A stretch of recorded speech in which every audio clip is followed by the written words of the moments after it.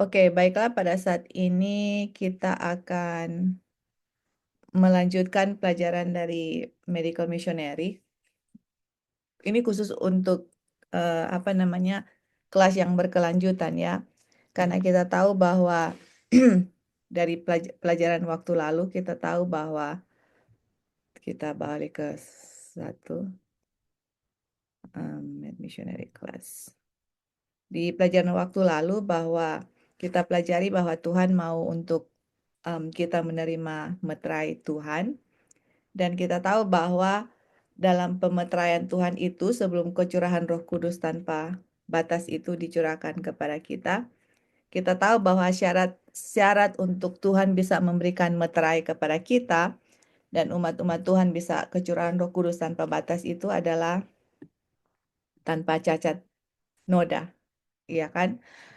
Nah, waktu lalu kita belajar bahwa apa hubungan pelajaran medical missionary dengan meterai Tuhan. Nah, ternyata di buku di Ellen White bilang bahwa kalau kita sakit itu adalah kita melanggar akan hukum Tuhan. Dia bilang, it is sin to be sick.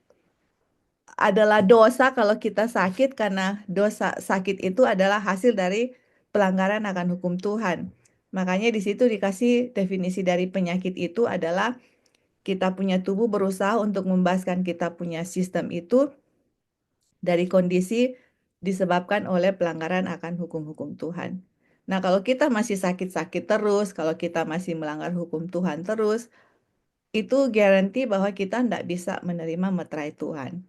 Itulah sebabnya Tuhan kasih pelajaran mengenai kesehatan supaya kita tidak sakit, ya kan? Dan di dalam pelajaran kesehatan atau medical missionary itu, Tuhan kasih hukum-hukum kesehatan gitu. Dan ada satu kutipan Ellen White yang kita nggak tulis di sini, dia bilang, melanggar hukum Tuhan yang Tuhan tulis itu, yang diberikan kepada Musa atau hukum moral itu, sama dengan melanggar akan hukum kesehatan, karena dua-dua itu adalah pelanggaran akan hukum. Dan orang yang cenderung untuk melanggar hukum kesehatan, orang yang melanggar hukum kesehatan, akan cenderung untuk melanggar 10 hukum. Jadi dia punya hubungan itu sangat sangat erat. Kenapa? Karena hukum moral dan hukum kesehatan, hukum itu kan berdasarkan kasih, ya kan? Kasih kepada Tuhan, kasih terhadap diri kita sendiri sama seperti sesama kita manusia. Dan hukum kesehatan itu diberikan bagaimana kita bisa mengasihi diri kita atau take care kita punya diri, sama dengan kita juga bisa untuk take care akan kita punya saudara-saudara kita. Dan kalau kita, Tuhan Yesus bilang, if you love me, keep my commandments. Kalau kamu mencintai saya, turutilah hukum saya. Mau hukum kesehatan, mau hukum moral, itu semua berdasarkan kasih. Orang yang tidak mencintai Tuhan, tidak akan menurut akan hukum Tuhan. Seperti itu ya. Jadi, hukum itu adalah hukum kasih, dan kita hanya dengan mengasihi Tuhan saja, kita bisa untuk bisa menurut akan hukum-hukum yang Tuhan berikan kepada kita, baik hukum kesehatan ataupun hukum 10 hukum. Seperti itu. Nah, waktu lalu di kelas pertama, kita ada kasih mengenai kita kasih mengenai health assessment. Karena kalau untuk menjadi medical missionary, teman-teman, kita itu diminta untuk menolong orang, ya kan? Nah, menolong orang itu bukan hanya, oh kamu sakit apa, seperti itu. Oh ya, kita sakit kepala. Oh ya, sakit kepala ambil misalnya natural remedy ini, natural remedy itu. Natural remedy itu bagus, tetapi semua itu ada apa namanya? Ada tempatnya. Yang Tuhan mau kita lakukan adalah bukan hanya kasih natural remedy, tapi untuk melihat apa penyebab penyakit itu. Karena penyakit itu disebabkan oleh pelanggaran akan hukum Tuhan, dibilang di situ, akan hukum-hukum kesehatan. Jadi itulah assessment yang kita berikan kepada teman-teman. Nanti one of this day we can go in detail untuk kalian bisa isi. Tapi kalau teman-teman yang sudah isi, kalian bisa assess yourself. Karena untuk kita mau jadi medical missionary, kita harus mulai dengan diri kita sendiri dulu, keluarga kita sendiri, anak-anak kita, orang tua kita, atau teman-teman yang kita tahu di sekitar kita. Kita mulai dari situ, dan asesmennya itu dimulai dari situ. Kemudian dari situ kita bisa lihat bagaimana Tuhan bekerja, menyembuhkan kita, atau suami, istri, atau orang tua, kakak, adik, atau siapa saja yang Tuhan izinkan dalam jangkauan kita. Kemudian kita bisa menjangkau orang lain dengan memberikan kesaksian apa yang Tuhan sudah lakukan dalam diri kita. Oke? Jadi kalau teman-teman yang sudah ada assessment, bagus yang sudah isi. Kalau belum, silahkan diisi. Dan nanti sebelum kita ke makanan, kita akan kembali ke situ untuk kita isi sama-sama ya. Oke. Di saat ini, di bagian kedua, Medical Missionary, kita akan belajar mengenai makanan. Oke, mengenai makanan. Jadi, pertama kita pelajari mengenai asesmen kan, bagaimana penyakit itu disebabkan oleh pelanggaran akan hukum Tuhan, dan bagaimana kalau kita masih melanggar hukum Tuhan itu, kita nggak bisa dimeteraikan, dan bagaimana cara kita bisa memelihara hukum Tuhan itu hanya dengan kita bisa mengasihi Tuhan. Kalau kita nggak mengasihi Tuhan, kita nggak akan menurut hukum. Nggak bisa teman-teman, karena hanya Tuhanlah yang bisa melakukan di dalam kita. Apapun yang kita lakukan, if you don't love God, dan nggak akan ada penurutan apapun dalam diri kita mengenai kesehatan dan juga 10 hukum. Oke? Jadi teman-teman di sini pernah dengar orang yang namanya Hippocrates ya kalau bahasa Indonesia. Hippocrates, dia itu kasih satu statement dan kita rasa semua kita sudah tahu. Dia punya statement yang sangat famous itu, dia bilang, biarlah kamu punya makanan menjadi kamu punya obat, dan kamu punya obat itu adalah makanan kamu.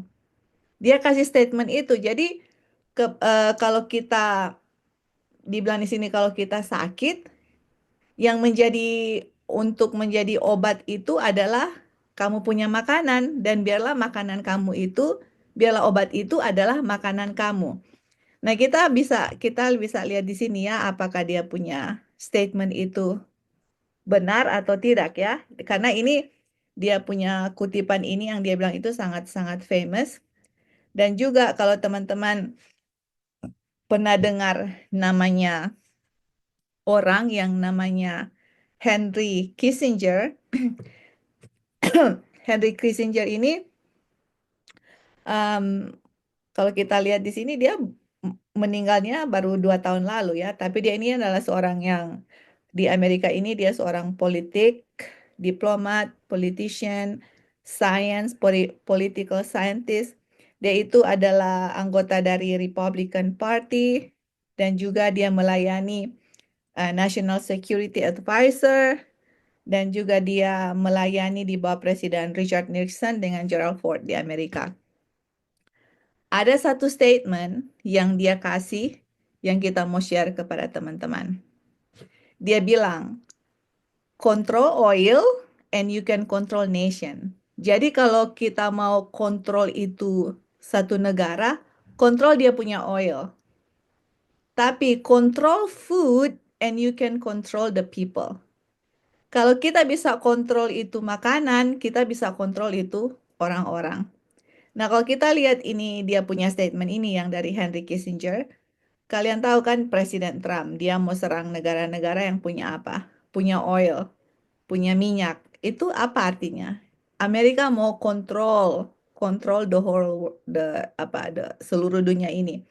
Dan kita tahu kalau mau kontrol seluruh dunia ini kan kita sudah tahu that's the fulfillment of prophecy, yang mana di Wahyu 13 nggak bisa jual, nggak bisa beli, iya kan?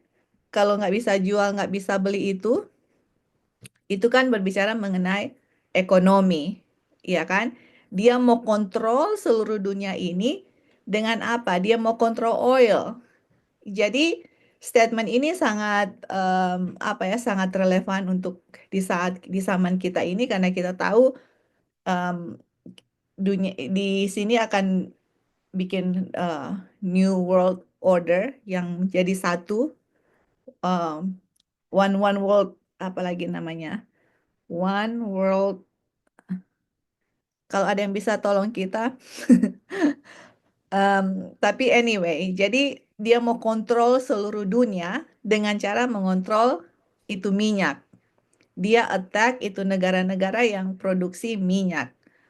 Tetapi yang sangat interesting dia punya kutipan itu adalah kalau kalau kalau mau kontrol manusia, kamu kontrol dia punya makanan. You need to feed them, membuat satu makanan sampai kamu bisa kontrol mereka. Oke, teman-teman.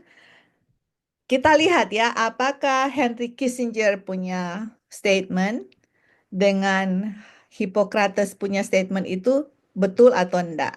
Karena Hippocrates punya statement, dia bilang, biarlah kamu punya makanan jadi kamu punya food itu menjadi kamu punya medicine, dan medicine itu menjadi kamu punya food. Oke? Kita lihat teman-teman. Kalian akan lihat, kita waktu baca ini kutipan Ellen White, kita em, sangat kayak surprise sekali ya karena kita nggak pernah baca ini kutipan in the past. Jadi kita dapat kutipan ini, kita bilang I'm gonna share ini kutipan di kelas medical missionary karena kutipan ini sangat sangat scary gitu untuk saya pribadi. Oke, kalian ready ya? Kita baca kutipannya. Oke? You guys have to itu, dan kalau bisa kutipan ini kalian bisa simpan dan bisa share kalau kasih presentasi mengenai medical missionary, kita mau lihat behind the food atau di belakang dari makanan itu siapa yang kontrol. Oke? Kita baca sini ya. Setan mengumpulkan para malaikat yang telah jatuh untuk merancang sesuatu cara agar dapat melakukan kejahatan sebesar mungkin terhadap umat manusia.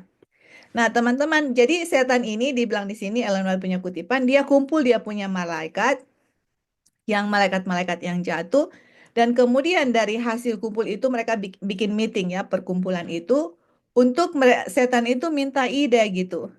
Coba kamu kasih ide bagaimana, apa kita punya rencana yang harus kita lakukan, ini ya, untuk dapat melakukan suatu cara agar dapat melakukan kejahatan sebesar mungkin. The most possible evil. Ini bahasa Inggris yang lebih lebih itu. The most possible evil to human family. Jadi kasih ide gitu. Karena kan malaikat yang jatuh sama setan, idenya itu hanya apa? Untuk mau destroy. Bagaimana kita destroy manusia, bagaimana untuk kontrol manusia. Jadi give me your idea gitu. Apa yang kita harus lakukan untuk membuat satu kejahatan sebesar mungkin terhadap umat manusia. Nah, dari hasil rapat itu dibilang di sini, berbagai usul diajukan satu demi satu hingga akhirnya setan sendiri menemukan satu rencana. Jadi waktu di meeting itu kan dia punya malaikat bilang, oke, ada rencana ini, A, B, C, D, semua kasih ide, usulan masuk. Kemudian akhirnya setan bilang, aha, kita dapat satu rencana untuk apa? Membuat umat manusia itu melakukan satu kejahatan yang sebesar mungkin. We need to control this human being. Terus akhirnya ini teman-teman, dia punya rencana, ini yang keluar dari pikiran setan sendiri itu. Dia bilang, ia akan, atau ini setan ya, ini rencananya. Dia akan mengambil buah anggur, juga gandum, wheat, dan berbagai hal lain. Oke? Jadi anggur, gandum, wheat, ini wheat. Dan juga hal-hal yang lain yang nggak dimention di sini. Yang diberikan Allah sebagai apa? Makanan, lalu mengubahnya menjadi racun yang akan merusak kekuatan jasmani, pikiran, moral manusia, serta menguasai panca indera mereka sehingga setan dapat apa ini? Mengendalikan mereka sepenuhnya. Teman-teman, Satan will control. Bahasa Inggris, Satan have full control. Ini dia. Apa yang Henry Kissinger bilang? Control the food, you will control the people. Ya kan? Kontrol itu makanan, dan kamu akan kontrol itu umat manusia. Setan di Setan sudah membuat satu rencana dengan dia punya malaikat-malaikat yang jahat. Di sini ya, Indra. Untuk bagaimana mereka bisa mengontrol manusia. Mereka mengontrol dia punya apa? Kita punya, untuk supaya merusak kita punya jasmani, apalagi menguasai kita punya panca indera, merusak kita punya jasmani, pikiran, dan moral, merusak kita punya panca indera, sehingga setan dapat mengendalikan mereka sepenuhnya. Tapi yang dia lakukan itu untuk mengontrol kita sebagai manusia itu adalah, teman-teman, di makanan. Dia ambil apa? Anggur dengan wheat, gandum. Kalian masih ingat apa yang saya bahas mengenai gandum? Atau apa salah satu penyebab dari autoimmune disease? Apa penyebab dari penyakit autoimun disease? Salah satu. Gluten. Gluten. Gluten. Nah, teman-teman, kalau kita baca di Alkitab ya, kalau kita baca di Alkitab, of course gluten itu you can eat gluten karena wheat, bukan gluten, wheat atau gandum. Tapi kita sudah share di waktu lalu, di pelajaran waktu lalu, mengenai bagaimana gandum yang dari original itu terus ditransform, diganti dia punya genetik untuk menjadi gandum yang kita makan sekarang ini, yang hasil dari dari GMO itu, yang dulu gandumnya harus tinggi dan dia nggak produksi banyak ya, hanya sedikit, tapi sesudah diganti dia punya gandum itu, akhirnya hanya pendek dan bisa memproduksi lebih banyak, tetapi itu meng-create satu masalah yang sangat besar, bukan hanya di Amerika, tapi di seluruh dunia, dari sejak gandum itu diganti, apa dia punya, jadi di GMO, diganti, banyak dari sejak itu penyakit-penyakit, berbagai macam penyakit itu muncul. Celiac disease atau immune disease itu di bahasa celiac. Itu karena apa? Karena hasil dari gandum itu sendiri. Kalau kita mau pergi ke dokter kalau kalian pergi ke dokter untuk orang yang celiac disease itu yang ada bermasalah dengan mereka punya pencernaan, itu akan dokter bilang jangan makan gandum. Dan banyak sekali dan banyak sekali hasil penemuan yang sudah dibuat untuk research mengenai gandum itu sendiri.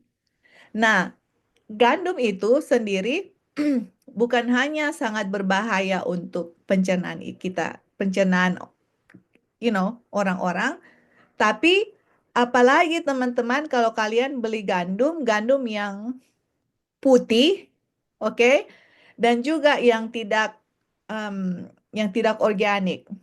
Yang terjadi adalah kalau beli gandum atau tepung terigu, kan di Indonesia itu ada kayak tepung terigu yang kita ingat dulu waktu masih kecil, kalau sudah mau tahun baru, Natal dengan tahun baru, kita punya mama suka beli tepung terigu yang kayak satu sak, itu dibilang yang dia punya itu, dia punya dia punya terigu yang di luarnya itu yang warna putih itu. Jadi dibeli itu dan kemudian bikin kue kan. Nah, kalau kalian lihat tepungnya itu putih, putih sekali. Kenapa? Karena dia punya yang justru yang banyak dia punya gizinya itu sudah di remove. Kalau di sini di Amerika dia bilang dia punya brand atau dia punya apa tuh yang coklat-coklat itu, sudah dikeluarkan, tapi justru di situ yang ada dia punya fiber, ada dia punya vitamin, oke, yang adanya tersisa karbohidrat dan hal-hal lain yang apa namanya, yang tidak baik untuk kita punya kesehatan. Dan apalagi teman-teman kalau kita bilang, oh kita ini vegetarian, kita itu vegan. Tetapi kebanyakan makanan kita itu adalah makanan yang kalau kalian makan di restoran atau beli-beli makanan yang vegetarian dengan vegan, kira-kira mereka jual apa? Fake chicken, fake fish, um, apa li? Iya, betul. Iya Hmm. kan? Ayam-ayam buatan, ikan buatan, daging-daging buatan. Kalian pikir daging buatan itu dari apa? What do they make the fake chicken, fake fish itu dari apa? What do you think? Apa kira-kira mereka buat itu? Tepung, Dari tepung, dari tepung untuk jadi gluten. gluten. Iya, jadi gluten. Dan kemudian gluten itu dibumbuin rasanya seperti makanan-makanan apa namanya chicken atau fish yang orang-orang jual di restoran-restoran gitu. Karena kalau gluten itu kan kayak stretchy begitu ya, maksudnya mereka bikin sebagaimana mungkin untuk dia punya texture itu seperti real real meat gitu. Nah, teman-teman, dan itu yang membuat kebanyakan orang sakit atau immune disease. Gluten salah satu penyebab utama. Dan bukan hanya itu, apakah teman-teman tahu makanan yang kalian makan itu, yang gluten itu, apakah itu organik? Itu kalau makanan-makanan kita yang sekarang yang kita makan itu, yang kalau dari tepung terigu itu, kalau nggak dibilang organik, itu sudah pasti disemprot dengan apa? Pestisida. Dan kalian tahu pestisida itu sangat-sangat berbahaya untuk kita punya tubuh. Jadi setan sudah keluarkan semua itu yang bergizi di kita punya tubuh, yang jadi tepung yang warna putih, kemudian disemprot dengan pestisida yang tidak organik. Akhirnya yang setan kontrol itu akhirnya apa dibilang di sini? Kita baca lagi ya. Setan setan kumpul dia punya malaikat untuk bikin rencana, untuk menghancurkan manusia atau untuk melakukan kejahatan sebesar mungkin. Dan akhirnya rencana itu timbul dari pikiran setan sendiri untuk ambil buah anggur. Dan buah anggur ini untuk dijadikan alkohol ya teman-teman. Buah anggur, juga gandum atau wheat, dan berbagai hal lain diberikan Allah sebagai makanan untuk dirubah jadi racun teman-teman. Yang merusak kekuatan jasmani, pikiran, dan moral manusia.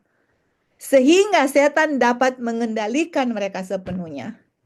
Ini ya teman-teman, jadi untuk orang mau makan itu kan tumbuh-tumbuhan gandum sama sama anggur itu kan makanan yang bergizi ya, yang Tuhan sendiri create, Tuhan sendiri ciptakan untuk kita. Tapi setan bikin bagaimana untuk rubah ini makanan untuk jadi racun supaya umat-umat Tuhan makan makanan ini dan makanan ini bukan memberikan kesehatan tapi malah merusak kesehatan kita atau orang sakit. Rusak kekuatan jasmani, pikiran, dan moral manusia, dan mereka menguasai panca indera sehingga setan dapat mengendalikan kita sepenuhnya. Dan ini dia bilang ya, di bawah pengaruh minuman keras yang dibuat dari anggur itu, manusia akan terdorong melakukan berbagai macam kejahatan. Terus ini dia ya, melalui selera yang diselewengkan, apa ini dibilang? Dunia akan menjadi rusak.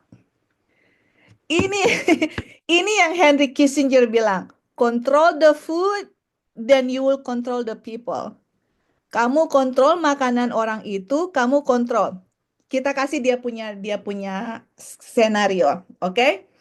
Jadi makanan yang Tuhan kasih, oke, untuk kebaikan manusia, dirubah oleh setan untuk menjadi makanan yang beracun, yang tidak sehat.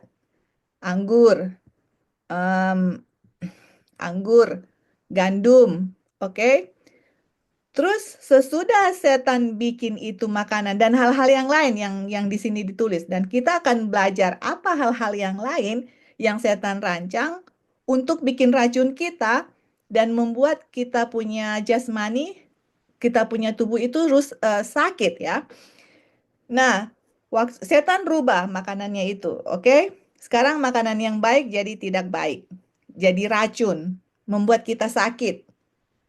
Sesudah itu kalian sakit, sekarang kalian mau kemana? Let me ask you guys to be honest. Waktu kita makan terus sakit, what is the next step that you...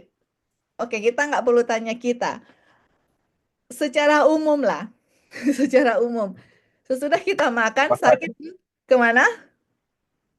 hospital. Ke hospital. Waktu kita ke rumah sakit, emangnya dokter mau kasih apa? Natural remedy? Apa yang dokter mau kasih, teman-teman, kalau sudah di rumah sakit? Kasih Obat. obat. That's right. Sesudah kasih obat, apa pengaruh obat? Apakah obat itu untuk menolong orang em, merubah dia punya lifestyle? Atau obat ini, apakah dokter akan take time untuk, oke, mari kita kasih lifestyle assessment ya, yang kita share sama teman-teman.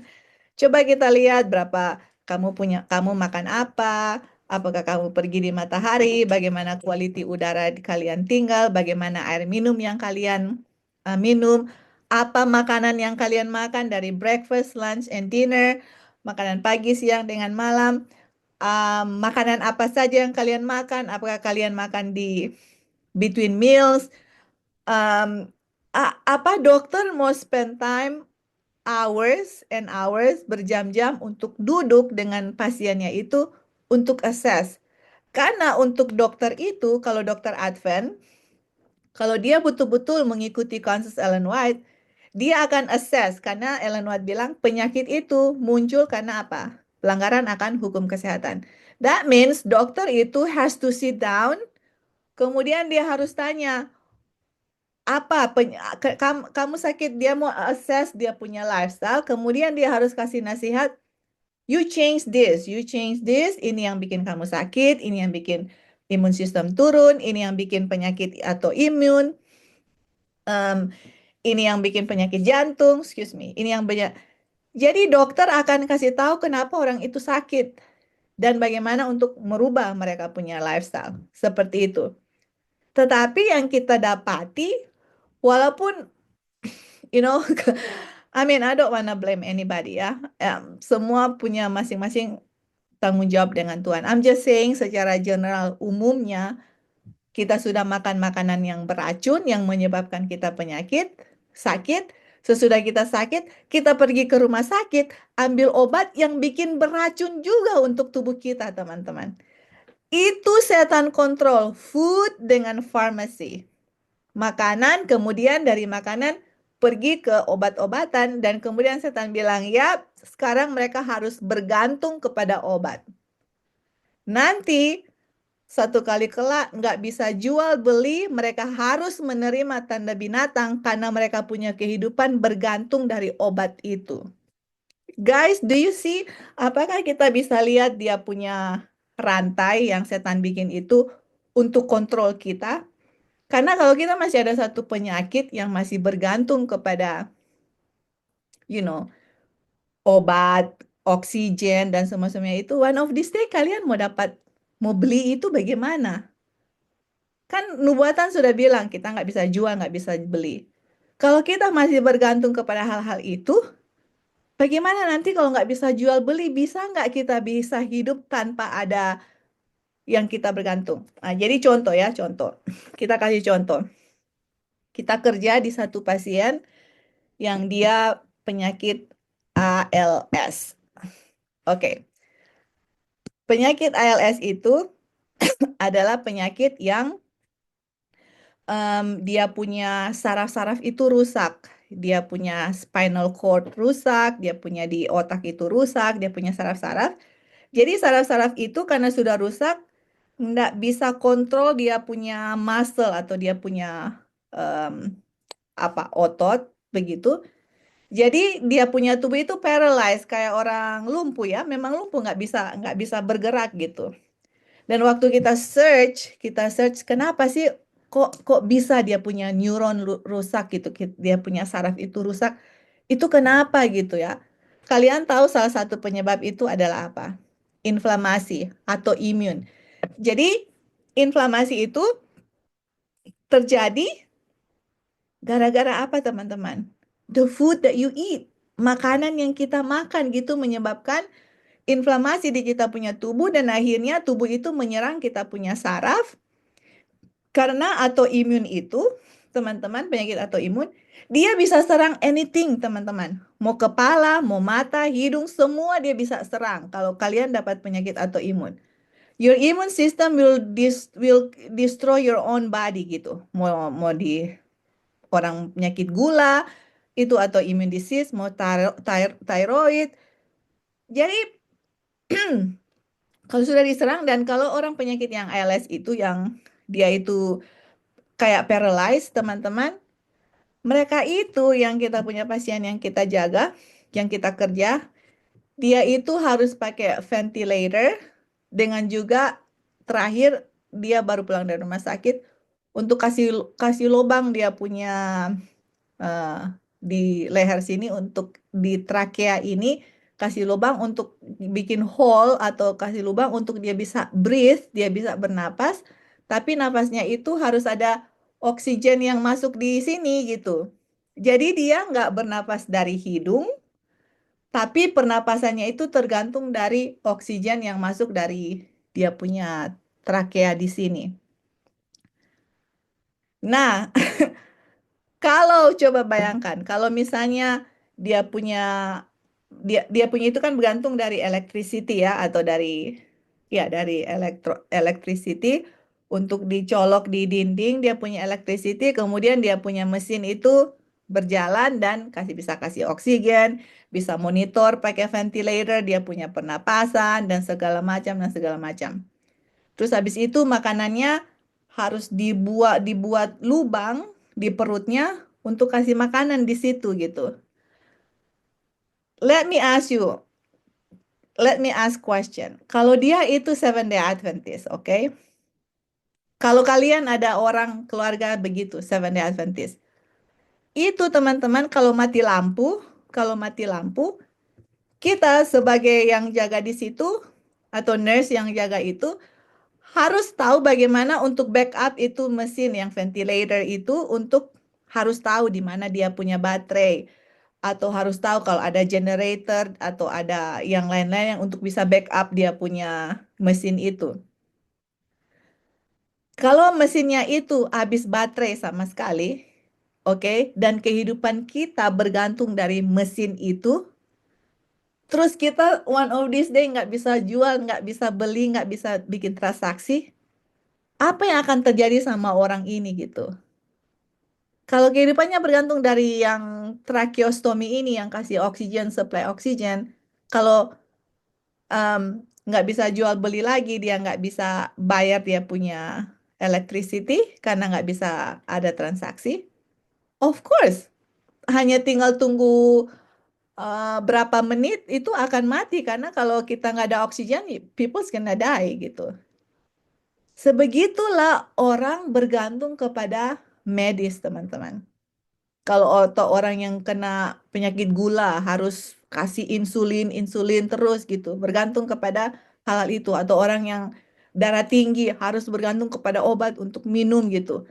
Banyak banyak yang lain-lain ya, tapi ternyata semua penyakit itu kita harus tahu apa dia punya penyebab. Dan salah satu penyebab yang sangat ditekankan di pelajaran medical missionary ini adalah makanan yang setan sudah rubah, yang harusnya menjadi blessing untuk kita, sekarang jadi racun. Dan we have to know makanan apa itu yang setan sudah rubah untuk menjadi racun.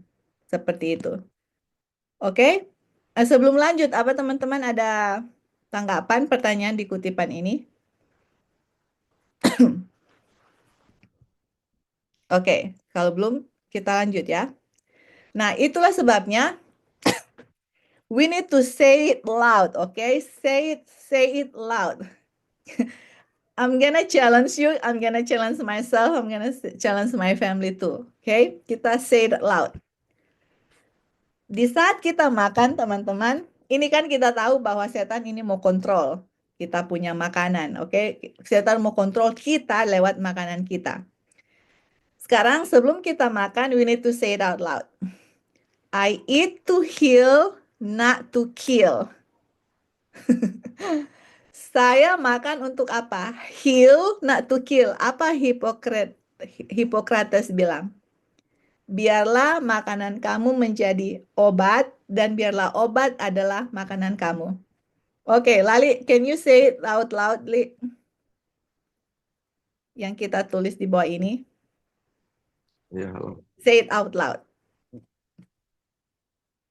I eat to heal, not to kill. Kalau bahasa Indonesia, Saya makan untuk sembuh, bukan untuk membunuh. that's right. Oh, Jadi, challenge-nya ada lagi nih ya. This is the challenge. Oke? You get your food, ambil kalian punya makanan, taruh di piring, and then look at your food. Ask yourself, ini makanan yang saya makan ini, apakah ini makanan akan membuat saya heal atau saya sehat? Atau makanan ini makanan ini kita tahu dari kutipan Ellen White, atau kita tahu dari dari sains, dari dunia, orang-orang bilang ini makanan yang sehat yang akan mendestroy saya punya tubuh. You need to ask yourself, apakah saya eat to heal or I eat to kill? Apakah saya makan untuk sembuh atau saya makan untuk bunuh? Saya makan untuk sembuh, bukan untuk membunuh. Itu harus kita punya moto. Bukan hanya makan, tapi minum juga ya. Tapi kita tahu, we'll talk about food right now. Seperti itu. Ask yourself. Nah, bagaimana Ellen White tanggapi ini statement ini dengan kutipan yang Ellen White akan kasih. Oke, kita baca. I think this is the last, ya, the last quotation. The last quotation. Jadi, ini Ellen White bilang ya, mengakhiri hidup seketika bukanlah satu dosa yang lebih besar di hadapan surga dibandingkan dengan menghancurkannya secara perlahan namun pasti. Oke. Jadi apa artinya? Kan di 10 hukum, atau kita lihat ya, kalau kita lihat di news, banyak sekali lately ada orang-orang yang suka shooting gitu, kayak bunuh gitu, pergi di tempat-tempat umum untuk mereka bunuh gitu, bunuh orang. Atau sometimes orang they kill themselves, suicide. Nah, teman-teman, di saat kita melihat satu peristiwa tragedi yang orang-orang itu bunuh orang banyak, atau satu atau dua orang, kemudian kita berpikir, ih gila ya ini orang gitu loh. Kok bisa dia mau berpikir untuk membunuh orang atau anak kecil seperti itu? Kayak kita rasa dosanya itu besar, bukan main. Tapi Ellen White bilang, mengakhiri hidup seketika atau kayak orang bunuh diri, bukanlah satu dosa yang lebih besar di hadapan Tuhan dibandingkan dengan menghancurkannya secara perlahan namun pasti. To take one's life instantly is no greater sin in the sight of heaven than to destroy it gradually but surely. Jadi teman-teman, dosanya itu sama di hadapan Tuhan, itu adalah thou shall not kill. Thou shall not kill. Kamu jangan membunuh. Dosa membunuh, kalian membunuh orang seketika atau you kill yourself right away, dengan mau kasih hancur secara perlahan-lahan namun pasti, itu dosanya sama besar, teman-teman. Nggak ada dosa, oke, karena kamu bunuh seketika, kamu punya dosa lebih besar daripada orang yang makan atau membunuh dirinya secara perlahan-lahan dengan makanan yang dia makan. Seperti itu. Terus dia bilang, mereka yang mendatangkan kehancuran pasti atas diri mereka sendiri akibat perbuatan salah akan menanggung hukumannya di dunia ini. Dan tanpa pertobatan yang sungguh-sungguh tidak akan diterima masuk ke surga di kehidupan mendatang, sama hanya dengan orang yang mengakhiri hidupnya seketika. Teman-teman, kalian mau kill yourself right away seketika ambil pistol kill atau kill somebody else dengan kill perlahan-lahan dengan mendatangkan kehancuran karena kita punya perbuatan yang salah, tetap akan menanggung hukumannya. Dan kalau kita nggak sungguh-sungguh bertobat, Ellen White bilang ya teman, this is not me. Nggak akan masuk surga teman-teman. Karena di hadapan Tuhan, you kill yourself gradually dengan kill right away, itu sama. That's why kalau kita makan, tanya, before we pray ya, kalau kita berdoa, Tuhan berkati makanan yang saya makan, berikan kesehatan, beri kekuatan. And I ask myself, apakah saya berdoa itu untuk saya makan untuk heal atau untuk kill? What is my food gini? Apa di plate saya yang kita mau makan? What is this gitu loh? Apakah akan menghancurkan saya punya tubuh secara pelan-pelan, membunuh tubuh saya sendiri secara pelan-pelan? Apakah seperti itu? Dan kalau kita tahu, oke, kita tahu for sure, I know for sure ini makanan bukan untuk memberikan kesehatan, tapi bisa mendatangkan penyakit. And I know for sure, Holy Spirit sudah tegur saya sebelum saya makan, dan saya tidak bertobat. Unfortunately ya teman-teman, kita nggak akan bisa masuk dalam kerajaan surga. Sama hanya dengan orang yang mengakhiri hidupnya seketika. Sangat itu ya teman-teman, maksudnya sangat menyedihkan akan kutipan ini. Dan dibilang, kehendak Allah menetapkan hubungan antara sebab dan akibatnya. Konsekuensi yang mengerikan menyertai pelanggaran sekecil apapun terhadap hukum Allah. Sekecil apapun. Kita tahu ini melanggar, we still do, we still transgress the law of God. Itu apapun yang kita bikin akan ada akibatnya, teman-teman. Sakit di dunia ini, dan kalau kita tidak bertobat, tapi selalu ada harapan kan untuk bertobat, tetap tidak akan masuk dalam kerajaan surga kalau nggak bertobat. Dia bilang, semua orang yang berusaha menghindari akibatnya, namun tidak berupaya menghindari penyebab yang menimbulkan akibat tersebut. Jadi semua orang, oke, saya nggak mau sakit, saya mau begini, saya mau hidup sehat. Tapi nggak mau berupaya untuk apa? Kenapa saya begini gitu loh? Apakah saya sudah fill up saya punya assessment? Look at dia punya assessment. Dan assessment itu kita rasa that's the top priority in medical missionary.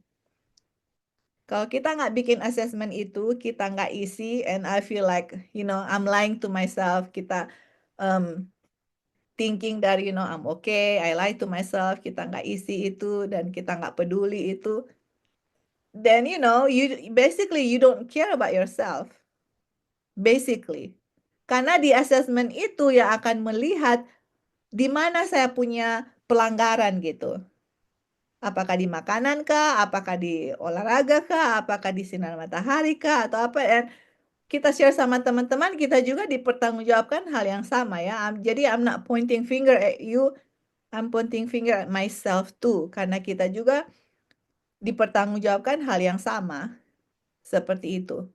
Jadi teman-teman, you kill yourself gradually dengan kill right away is the same thing.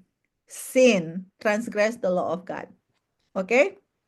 Jadi makanan yang akan yang makan yang akan di kelas medical missionary ini akan kita eventually akan ke situ adalah kita makan makanan yang organik, makanan-makanan yang tidak diproses. Jadi kita tahu ya teman-teman, I know for sure di Indonesia mungkin lebih susah dibandingkan dengan di sini untuk dapat makanan organik. Itulah sebabnya medical missionary atau untuk kesehatan itu nggak bisa lepas dengan country living. Kenapa? Karena country living itu you plant your own food gitu. Kita tanam kita punya makanan, kita tahu kita nggak spray dengan pestisida seperti itu ya. Dan kita menghindari makanan-makanan yang menyebabkan inflamasi. Nanti kita akan, I think I share with you guys last time, tapi kita akan go over lagi makanan apa yang menyebabkan inflamasi, makanan-makanan yang GMO, glyphosate itu yang disemprot-semprot, dan gluten.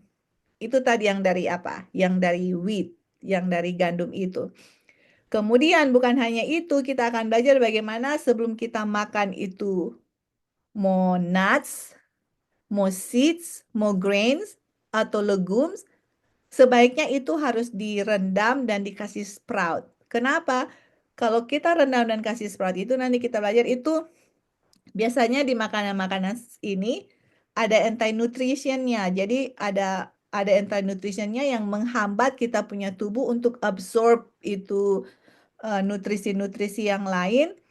Dan itulah sebabnya dianjurkan untuk soak and sprout. Direndam dan di sprout. Di sprout itu, direndam itu sekitar 8-12 jam kalian rendam.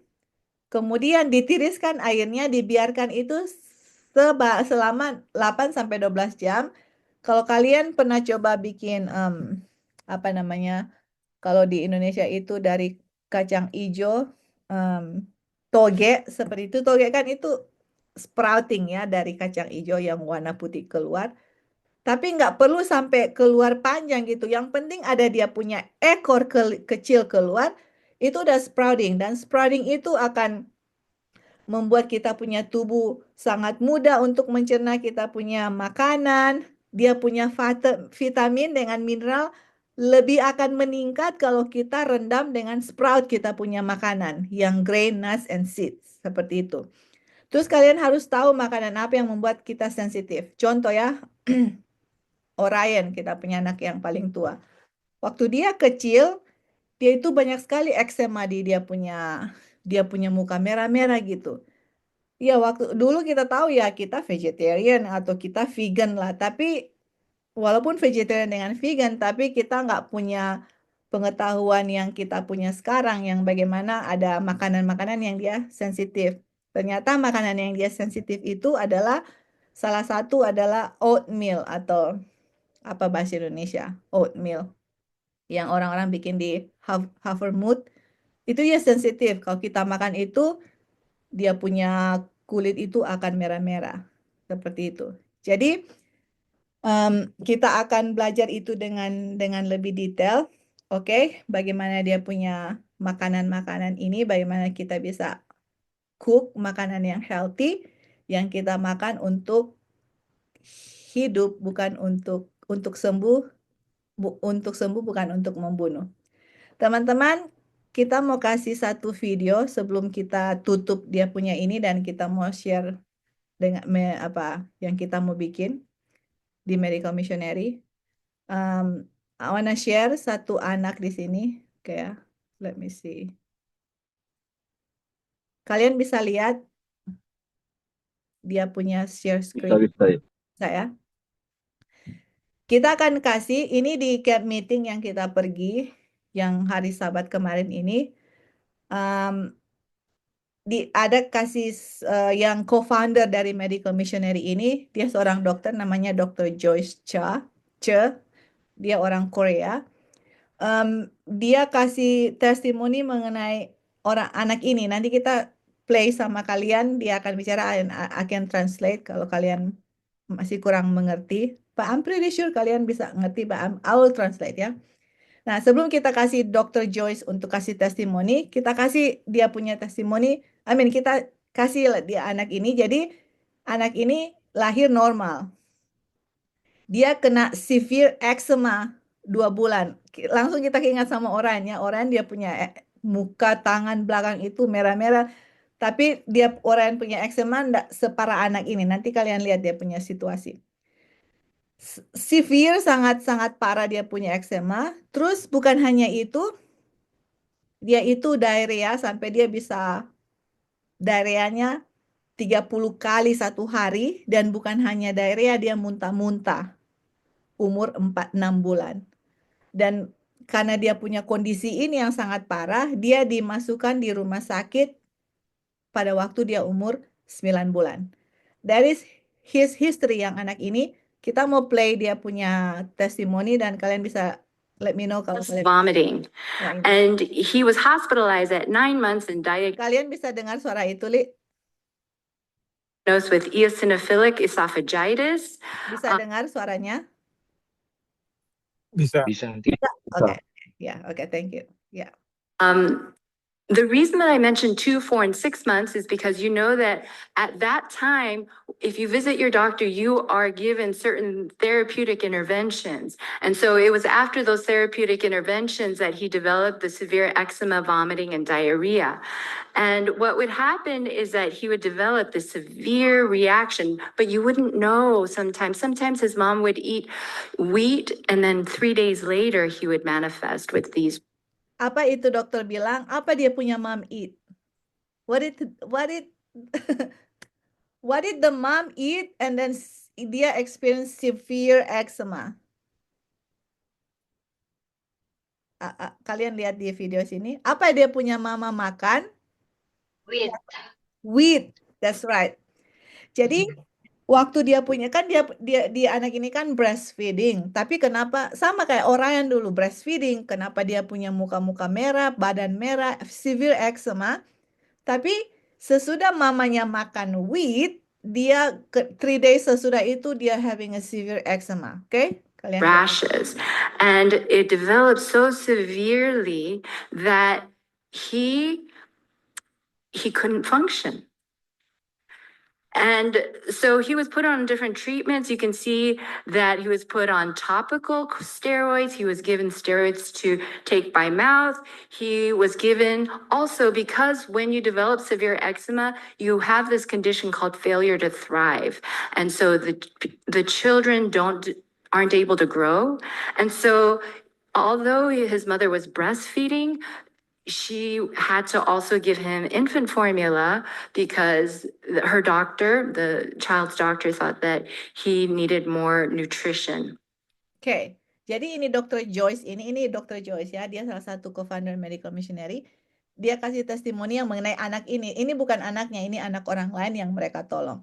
Jadi karena dia punya eczema itu sangat parah, dikasih obat yang corticosteroid untuk dia punya kulit, dan selain mamanya juga breastfeeding, karena dia punya eczema itu sangat parah, jadi dia nggak bisa tumbuh normal sebagai anak-anak yang misalnya 2 bulan, 3 bulan, 4 bulan, ada mereka punya berat badan yang mereka harus reach secara normal, tapi dia nggak growing, nggak bertumbuh dengan normal, karena dia apa? Muntah-muntah, diarrhea, iya kan? Dia punya eczema sangat parah.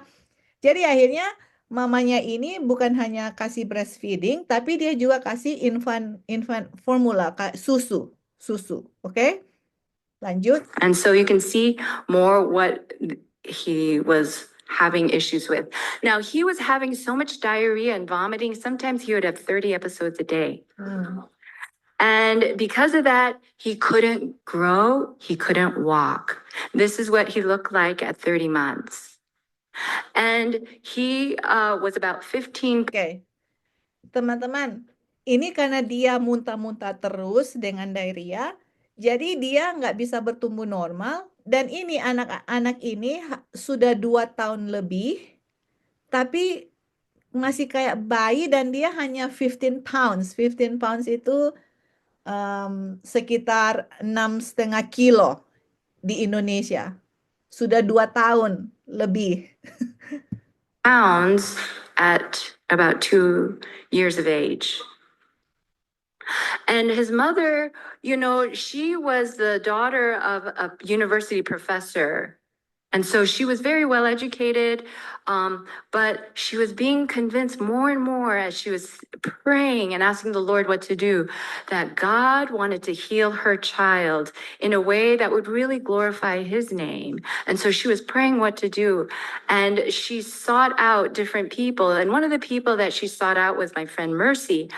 Oke, jadi anak dari mamanya ini, mamanya ini, dia punya orang tua itu salah satu profesor di Loma Linda University ya. Kita punya university di Universitas Advent di Loma Linda.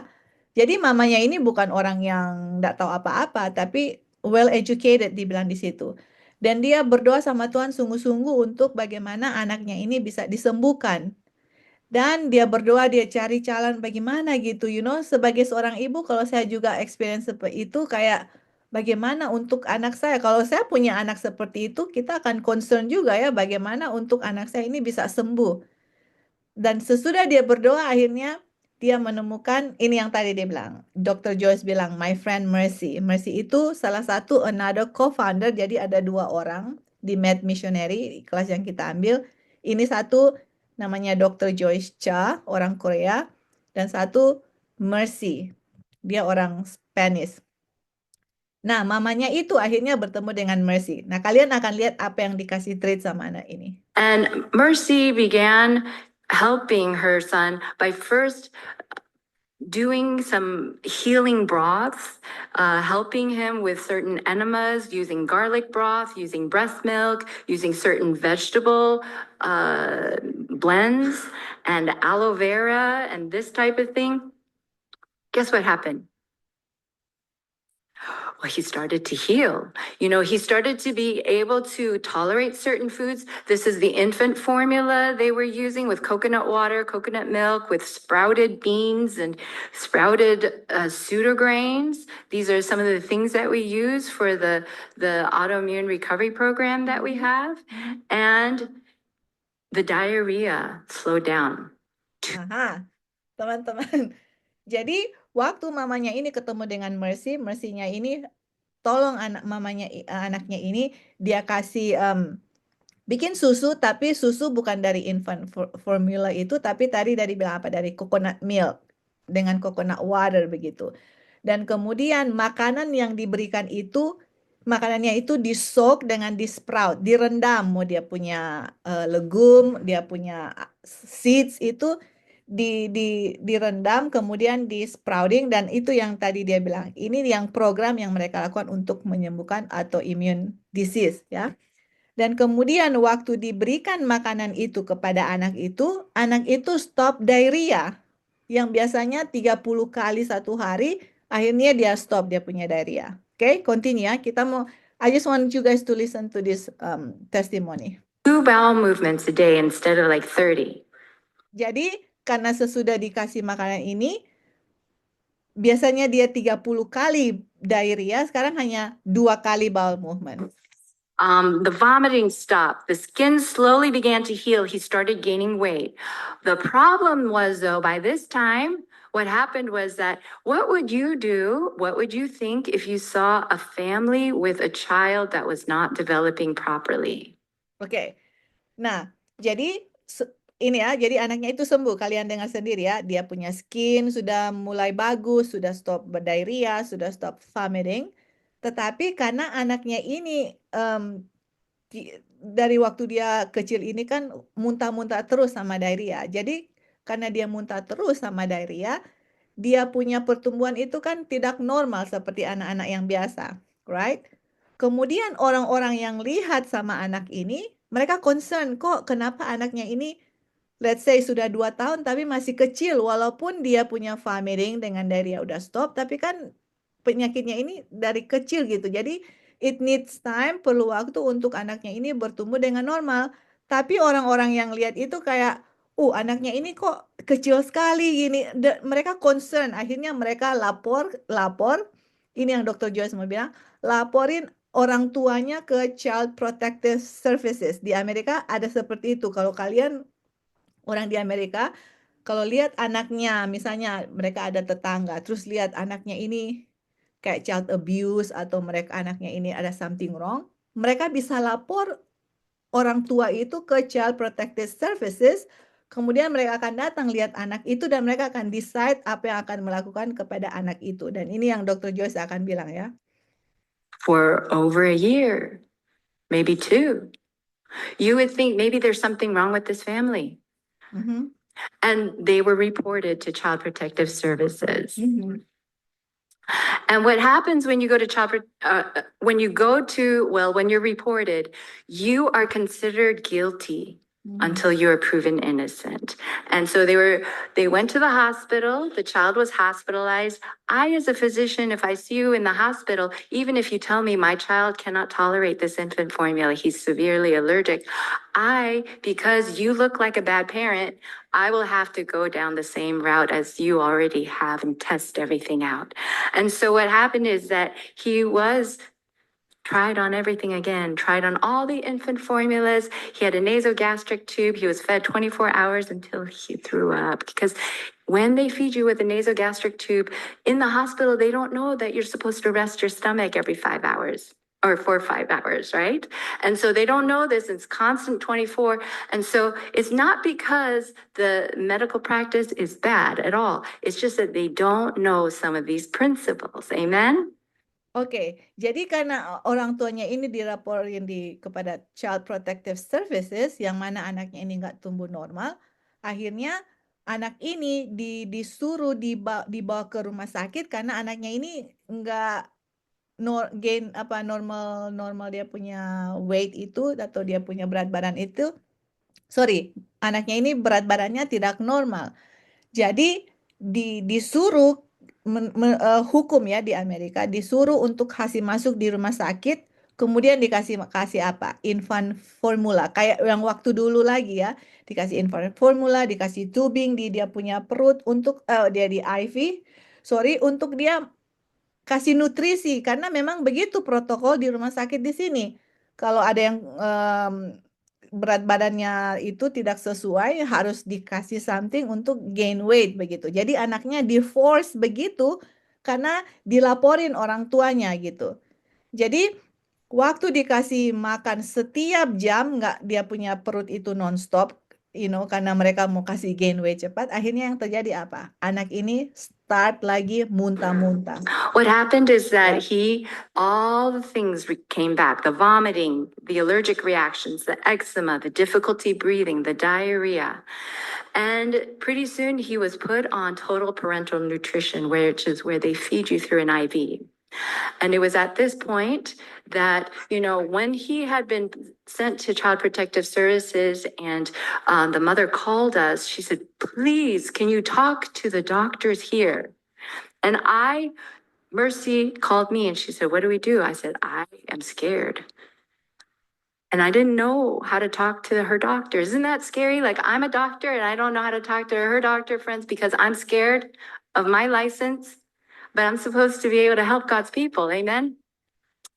Anyways, we prayed. We prayed with the mother. We would call her every day, talk to her, pray with her. And she, at this time, was going through a time of trouble. Oke, jadi kalian dengar sendiri tadi ya. Jadi anak itu waktu dibawa ke rumah sakit, mereka kasih prosedur yang yang dulu mereka bikin, kasih infant formula, kasih dia punya makanan nonstop. Akhirnya yang terjadi adalah apa? Dia punya eczema yang dulunya sudah sembuh, sekarang muncul lagi. Dia lagi apa? Muntah-muntah, diarrhea, susah napas. Dan akhirnya dia punya mama kan stres ya, maksudnya if I'm a mother, kalau kita punya anak diperlakukan seperti itu, I'm gonna be so stressed out.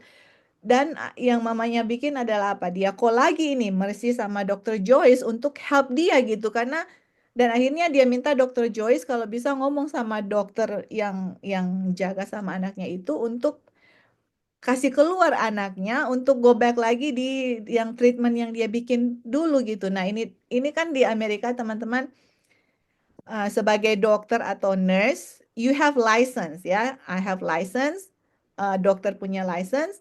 Kalau kita bikin salah di tempat kita kerja, kita akan hilang kita punya license, and you cannot work as a nurse or as a doctor kalau kita lose license, kalau kita bikin salah.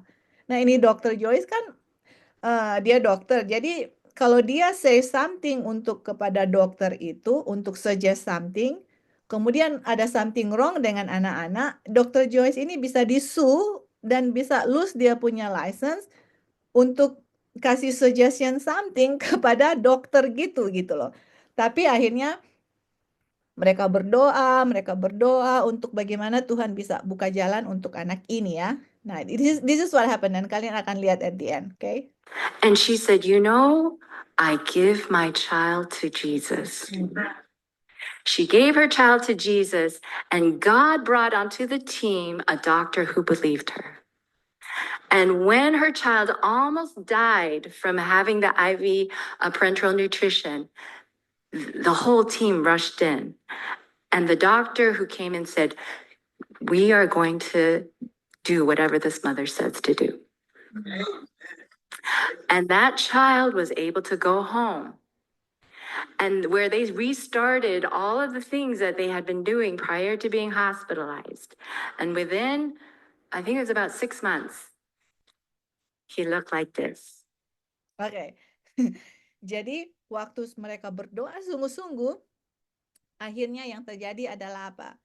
Itu dokter yang rawat dia punya anak, akhirnya mereka realize ya, ini anak sudah mau mati, teman-teman. Karena muntah terus kan, diarrhea. Nah, kalau orang namanya anak-anak atau orang yang sudah tua, kalau muntah sama diarrhea nonstop itu akan cepat mati ya, teman-teman, dibandingkan dengan orang yang masih muda. Jadi karena dokter lihat ini anak kecil ini yang Lukas ini namanya enggak sembuh-sembuh, diarrhea terus, vomiting, susah napas, dia punya eksema lebih tambah parah. Akhirnya karena mamanya kan minta terus, tolong dia punya anak, give it back to me, nanti kita treat anak itu gitu. Tapi nggak didengar sama dokter-dokter. Tapi akhirnya karena mamanya ini berdoa sama anak itu, Tuhan jamah hati dokter-dokter di situ. Kemudian the whole team dari dokter itu datang bilang, oke, kalian bisa listen apa yang dia punya, mama punya request. Mama punya request adalah keluar dari rumah sakit, kemudian go back lagi ke treatment yang sudah dibikin sama Mercy sebelumnya gitu.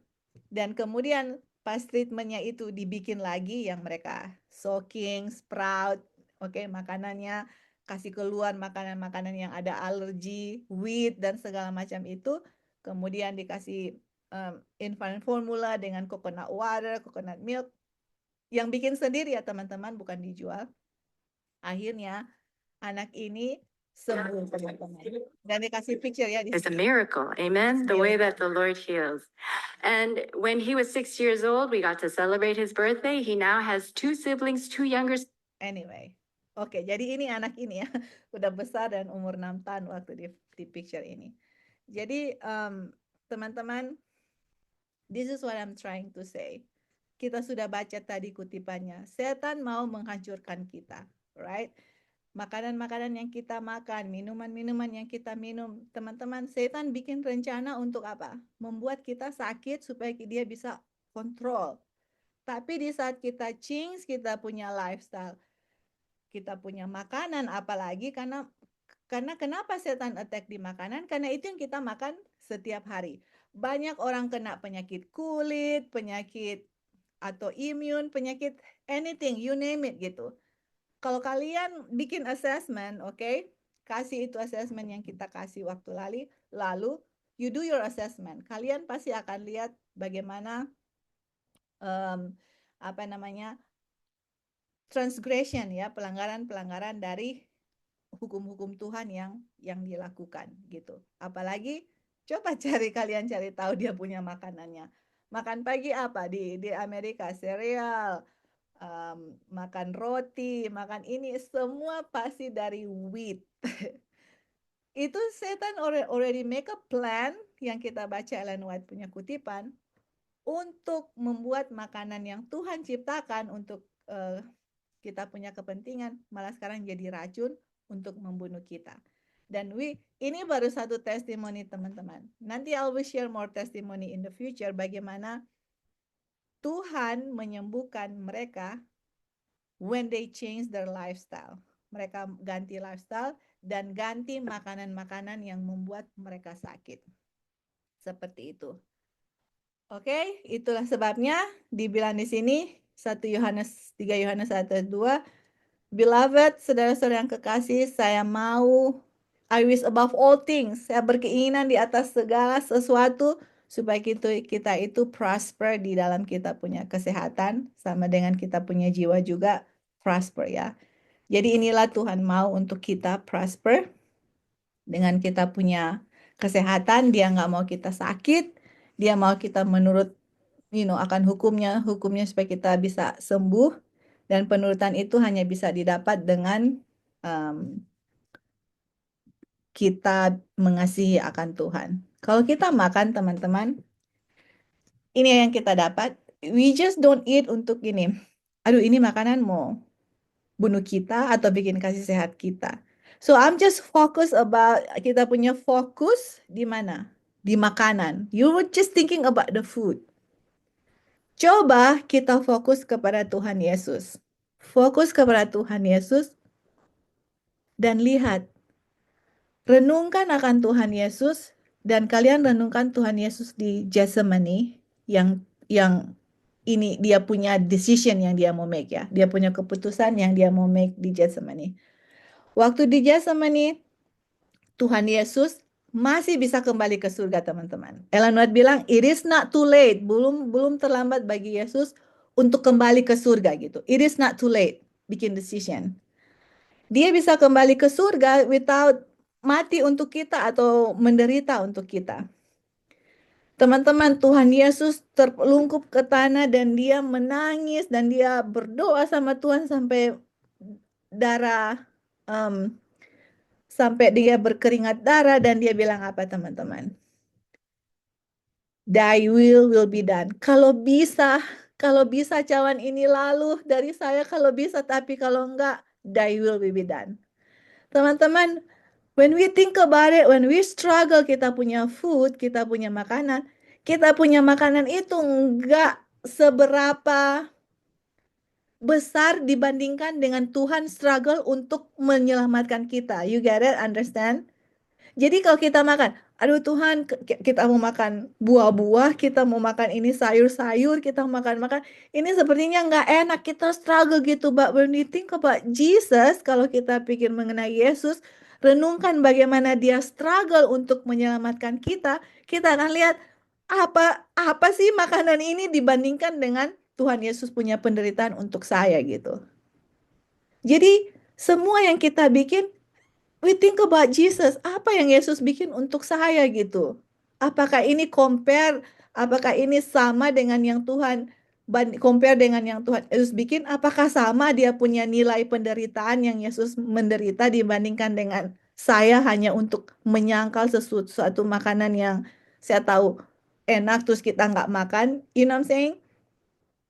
Jadi di saat kita makan, kalau kita tergoda untuk, kita sendiri juga ya, untuk kita tahu makanan ini nggak baik, nggak sehat. I know this is the food bukan heal saya, tapi bisa kill saya. Kita berdoa, Tuhan, thy will be done. Bukan saya punya kehendak. Your will be done. Help me, Lord, help me. Dan when I think about Jesus, Tuhan Yesus punya penderitaan untuk saya, untuk menyelamatkan saya. Bandingkan dengan ini yang dan kita bilang, Tuhan, this food it's so good. Kita bilang, Tuhan, makanan ini enak ini.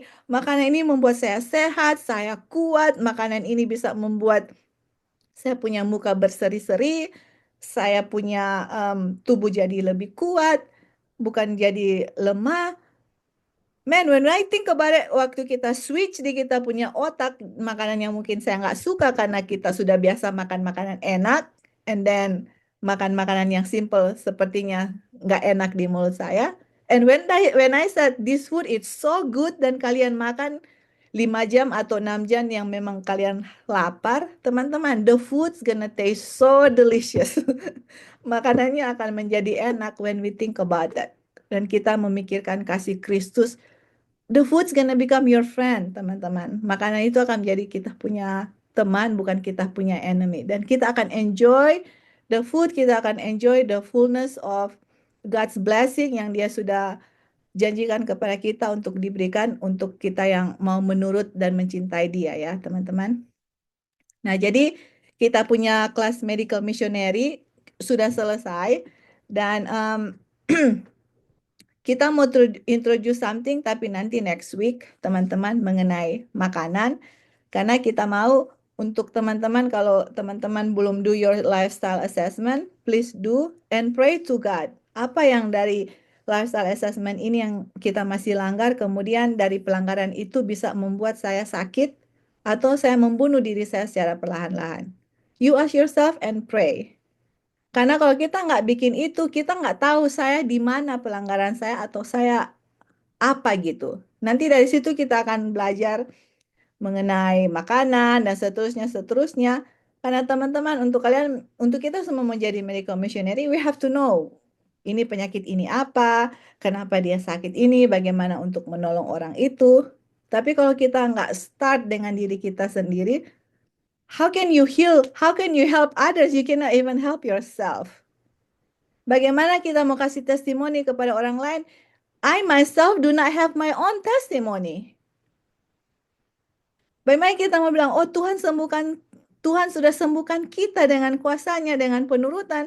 Kita sendiri nggak ada penurutan, kita nggak ada something yang kita bisa share.